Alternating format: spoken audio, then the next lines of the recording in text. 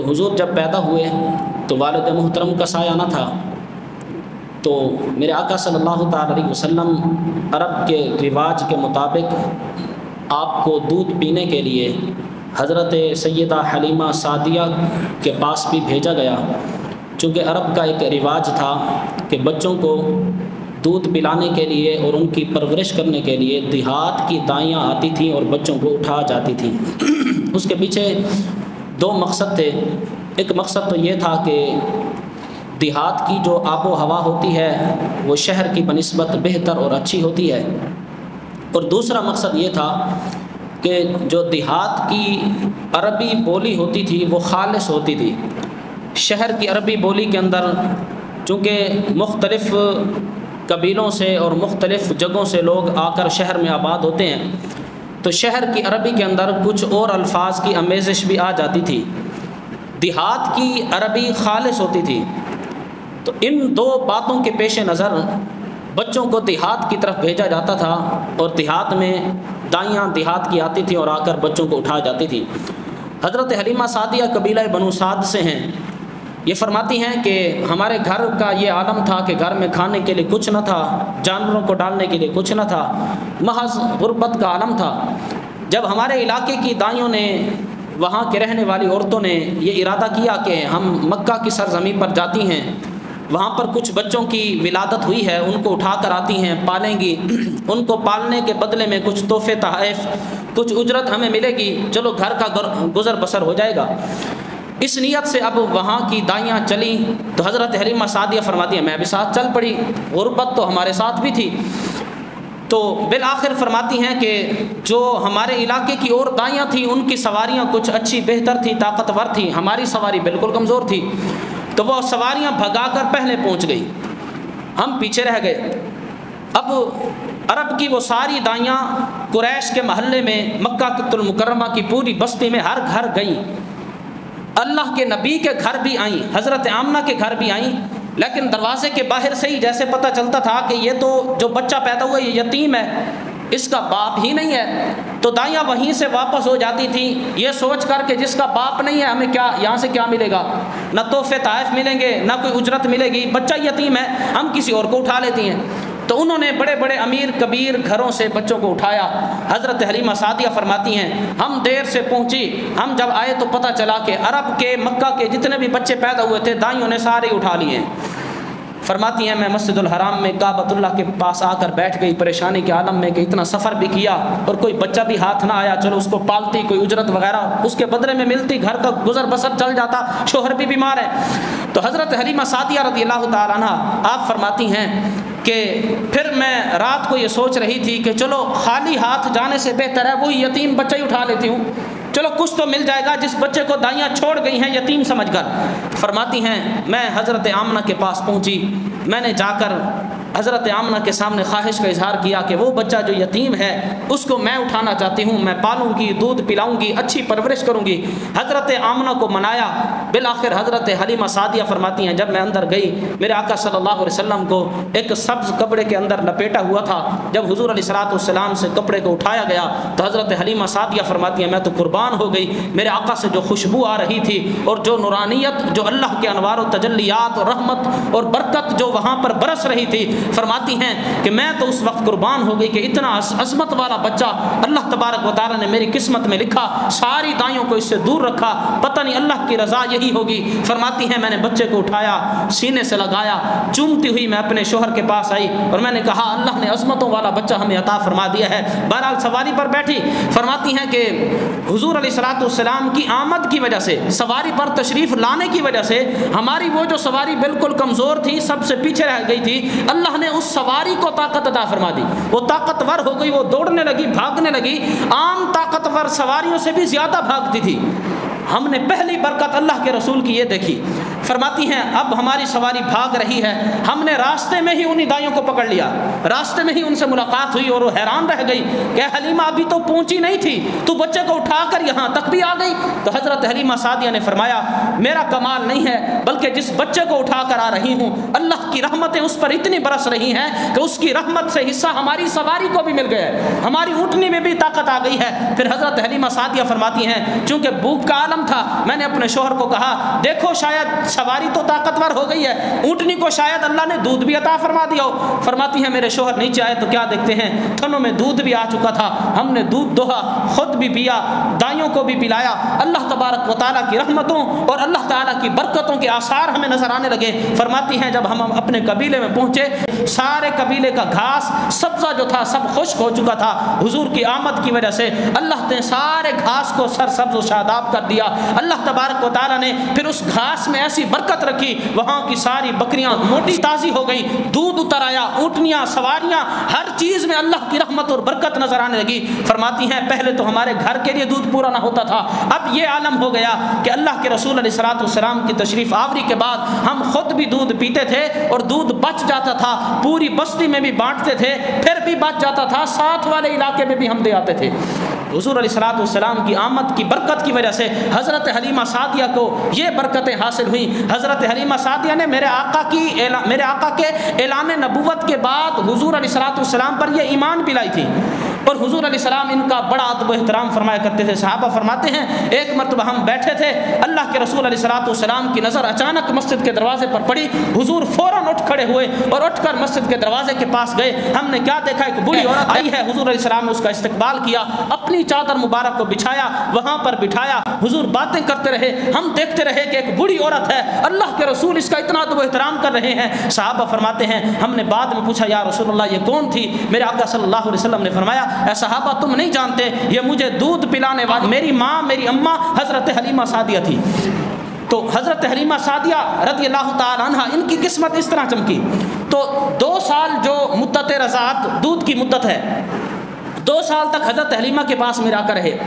2 سال کے بعد حضرت حلیمہ فرماتی ہیں اب میں نے بچے کو اٹھایا کہ جا کر واپس دے آتی ہوں، چونکہ جو وعدہ تھا مدت تھی دودھ پلانے کی وہ پوری ہو چکی، لیکن دل میں خواہش تھی کاش کہ تھوڑی فرصت اور مل جائے، تھوڑا سا مہلت اور مل جائے، حضور ہمارے پاس مزید رہیں۔ فرماتی ہیں میں حضرت آمنہ کے پاس گئی، بچے کو ملایا، وہاں پر رہی، کچھ دیر بیٹھی، پھر میں نے اچانک عرض کی کہ جناب اگر مہربانی ہو یہ بچہ کچھ عرصے کے لیے مزید ہمارے حوالے کر دیا جائے، ہم اس کا خیال بھی رکھیں گے، اچھی پرورش بھی کریں گے، دودھ بھی دیں گے، سارا معاملہ کریں گے، ہم چاہتے ہیں یہ بچہ کچھ دیر ہمیں مزید مل جائے، اس لیے کہ اس کی برکت کی وجہ سے ہمارا سارا علاقہ خوشحال ہو گیا ہے۔ حضرت آمنہ کو منایا، حضرت آمنہ مان گئی، حضور علیہ الصلوۃ والسلام کو مزید حضرت حلیمہ سعدیہ کے حوالے 2 سال کے لیے مزید کیا گیا۔ اللہ کے نبی 4 سال حضرت حلیمہ سعدیہ کے پاس رہے۔ جب شک صدر کا معاملہ آیا نا، شک صدر سینہ مبارک چیر کر دل مبارک باہر نکال کر حضور کے دل میں نور کو جب بھرا گیا، 2 مرتبہ شک صدر ہوا، ایک بچپن میں اور دوسرا جب میرے آقا معراج پر تشریف لے کر گئے اس وقت ہوا۔ تو جب میرے آقا کی 4 سال عمر ہوئی نا، حضور اپنے بہن بھائیوں کے ساتھ باہر کھیلنے کے لیے تشریف لے کر گئے تو اچانک اللہ کے فرشتے آئے، میرے آقا کو لٹایا، لٹانے کے بعد سینہ مبارک چیرا، دل مبارک کو باہر نکالا، اس میں نور کو بھرا، پھر دل مبارک کو اندر رکھا، اوپر سے ہاتھ پھیرا، بالکل نہ زخم تھا نہ کوئی نشان تھا۔ حضور علیہ السلام کے جو رضائی بہن بھائی تھے وہ سارے پریشان ہو گئے، بھاگ کر گئے، جا کر اپنی ماں حضرت حلیمہ کو بتایا کہ ہمارے بھائی کے پاس کچھ لوگ آئے ہیں، انہوں نے یہ کام کیا ہے۔ حضرت حلیمہ فرماتی ہے میں بھاگ کر دوڑ کر گئی، جا کر حضور کو اٹھایا اور پوچھا، اللہ کے نبی نے فرمایا ہاں 2-3 آدمی آئے تھے، انہوں نے میرا دل باہر نکالا اور میرے دل کے اندر نور کو بھر کر دوبارہ دل کو اندر رکھ دیا ہے۔ حضرت حلیمہ سعدیہ فرماتی ہیں پہلے تو ہم اللہ کے نبی کے انوار و تجلیات اور حضور علیہ السلام کی برکات لوٹ رہی تھی، اب جب ہم نے یہ غیر معمولی واقعہ دیکھا ہم تو ڈر گئی کہ بچہ اپنا بھی نہیں ہے، پرایا ہے، کسی سے مانگ کر لائے ہیں، اگر کوئی نفع نقصان ہو گیا تو کون ذمہ دار ہوگا۔ حضرت حلیمہ فرماتی ہیں پھر میں نے اللہ کے رسول کو 4 سال کی عمر میں دوبارہ اٹھایا، جا کر حضرت سیدہ آمنہ ان کی والدہ کے حوالے کیا، تو 4 سال تک اللہ کے نبی حضرت حلیمہ سعدیہ کے پاس رہے۔ اس کے بعد 2 سال میرے آقا صلی اللہ علیہ وسلم حضرت آمنہ اپنی والدہ محترمہ کے پاس رہے۔ 2 سال یعنی میرے آقا کی 6 سال جب عمر تھی، حضرت آمنہ نے حضور علیہ السلام کو لیا کہ جا کر ان کے نان کے خاندان میں ننیال میں اپنے میکے میں جا کر بچہ کو ملا کر آتی ہوں اور دکھا کر آتی ہوں اللہ نے کیسا عظمت والا بیٹا عطا فرمایا ہے۔ حضرت آمنہ کے جو میکا خاندان تھا وہ یثرب کا تھا، مدینہ المنورہ کا تھا، وہاں سے اب سفر کیا۔ آپ کے ساتھ ام ایمن بھی ہیں، حضرت آمنہ ہیں اور اللہ کے نبی ہے۔ ان 3 لوگوں نے سفر کیا۔ 1 مہینہ تک میرے آقا یثرب میں رہے اور حضور نے تیراکی بھی 6 سال کی عمر میں سیکھی تھی اپنے ماموں کے بیٹوں کے ساتھ۔ بعض روایات میں آتا ہے حضور علیہ السلام نے دریا میں تیراکی میرے آقا صلی اللہ علیہ وسلم نے 6 سال کی عمر میں وہاں سیکھی جب میرے آقا اپنی ماں کے ساتھ تشریف لائے تھے اور آ کر مدینہ المنورہ کی سرزمین پر یثرب کی سرزمین پر رہے۔ اچھا، وہاں سے جب واپس حضور علیہ السلام روانہ ہوئے، مقام ابوا ایک جگہ ہے، وہاں پر آپ علیہ السلام کی والدہ محترمہ حضرت سیدہ آمنہ، ان کی طبیعت شدید ناساز ہوئی، شدید خراب ہوئی۔ اب ان کو پتہ چل گیا کہ میرا آخری وقت آ گیا ہے۔ میرے آقا صلی اللہ تعالی علیہ وسلم کی والدہ حضرت آمنہ، آپ نے اللہ کے نبی کا ہاتھ پکڑا اور حضرت ام ایمن کے ہاتھ میں پکڑایا اور کہا کہ میرے بیٹے کی حفاظت کرنا، اس کو ماں کی طرح پالنا اور میرے بیٹے کو جا کر اس کے دادا عبد المطلب کے حوالے کر دینا، وہ ان کی پرورش کریں گے۔ حضور علیہ السلام نے اس وقت پتہ نہیں کیسا معاملہ تھا، میرے آقا صلی اللہ علیہ وسلم اپنی ماں کے ساتھ لپٹتے تھے، چمٹتے تھے اور اس وقت عرض کرتے تھے کہ اماں مجھے چھوڑ کر نہ جائیں۔ میرے آقا صلی اللہ علیہ وسلم کی والدہ نے اس وقت ارشاد فرمایا تھا کہ میرا ذکر ہمیشہ باقی رہے گا۔ حضور کا فرمایا تھا وَوَلَدْتُ طُهْرًا، اس لیے کہ میں پاک دامن بیٹا جنم دے کر جا رہی ہوں۔ فرمایا پریشان ہونے کی ضرورت نہیں، اے بیٹا میرا ذکر قیامت تک باقی رہے گا، اس لیے کہ تیرے جیسا عظمت والا بیٹا دنیا کو دے کر جا رہی ہوں۔ یہ آخری الفاظ تھے میرے آقا صلی اللہ علیہ وسلم کے والدہ محترمہ کے۔ بہرحال حضور حضرت ام ایمن کے ساتھ پھر اپنی والدہ کو وہاں دفن کر کے والدہ سے جدا ہوئے، حضرت ام ایمن کے ساتھ روانہ ہوئے۔ حضرت ام ایمن نے بھی میرے آقا کی پرورش کا حق ادا کیا۔ حضور علیہ السلام فرمایا کرتے تھے، حدیث پاک میں آتا ہے حضور فرماتے تھے ام ایمن میری ماں کی طرح ہے۔ حضرت ام ایمن کو اپنی ماں حضور علیہ السلام فرمایا کرتے تھے۔ بہرحال پھر حضرت عبد المطلب کے پاس آئے میرے آقا صلی اللہ علیہ وسلم۔ 2 سال مزید حضرت عبد المطلب نے میرے آقا نے پرورش کی۔ 8 سال کی عمر تھی حضور کی۔ آپ کے دادا جان جناب عبد المطلب، ان کا بھی وصال ہو گیا۔ تو تاریخ کی کتابوں میں یہ بات لکھی ہوئی ہے، جب لوگ عبد المطلب کا جنازہ اٹھا کر قبرستان کی طرف دفن کرنے کے لیے جا رہے تھے، لوگ آگے آگے تھے۔ ایک 8 سال کا بچہ مکہ کی دیواروں کے ساتھ چمٹ کر روتا تھا اور کہتا تھا کہ اے دادا اب تم مجھے کس کے حوالے کر کے جا رہے ہو، کیونکہ باپ کا سایہ بھی اٹھ گیا، والدہ کا سایہ بھی اٹھ گیا، اب ایک سہارا دادا تھا جناب عبد المطلب، ان کا سہارا بھی چلا گیا۔ جناب عبد المطلب نے پھر میرے آقا صلی اللہ علیہ وسلم کو آخری وقت آپ کے چچا جناب ابو طالب کے حوالے کیا تھا۔ جناب ابو طالب حضرت علی المرتضیٰ کے والد محترم ہیں، میرے آقا کے حقیقی چچا ہیں، یعنی حضور علیہ السلام کے والد حضرت عبداللہ اور جناب ابو طالب یہ دونوں ایک ہی ماں سے تھے، یہ حضور کے حقیقی چچا ہیں۔ میرے آقا کو ان کے حوالے کیا گیا۔ جناب ابو طالب نے میرے آقا صلی اللہ تعالی علیہ وسلم کے اعلان نبوت کے بعد تک حضور علیہ السلام کی پرورش بھی کی اور میرے آقا صلی اللہ تعالی علیہ وسلم کی صبح شام حفاظت کی۔ کسی کافر کی جرأت نہ ہوتی تھی کہ نبی پاک علیہ السلام کو کوئی نقصان پہنچا سکے۔ بہرحال ایک حدیث پاک میں آتا ہے جب میرے آقا صلی اللہ علیہ وسلم صحابہ کے ساتھ ایک مرتبہ کسی سفر پر روانہ تھے تو راستے میں پیلو کے درخت آئے، تو صحابہ نے عرض کی یہ جو قبرستان میں درخت ہوتے ہیں نا پیلو کے، چھوٹا چھوٹا پھل لگتا ہے، تو صحابہ نے عرض کی یا رسول اللہ پیلو کھانے ہیں۔ حضور نے فرمایا چڑھ جاؤ۔ اب صحابہ جب اوپر چڑھے میرے آقا نیچے تھے تو حضور علیہ السلام نیچے سے ارشاد فرما رہے تھے کالی کالی توڑنا، سرخ سرخ نہ توڑنا، کالی میٹھی ہوتی ہیں، سرخ کڑوی ہوتی ہیں، حضور یہ فرما رہے تھے۔ تو صحابہ نے پوچھا یا رسول اللہ آپ کو کیسے پتا چلا کہ اس کی کالی جو ہیں وہ میٹھی ہوتی ہیں، سرخ اور سبز جو ہیں وہ کڑوی ہوتی ہیں؟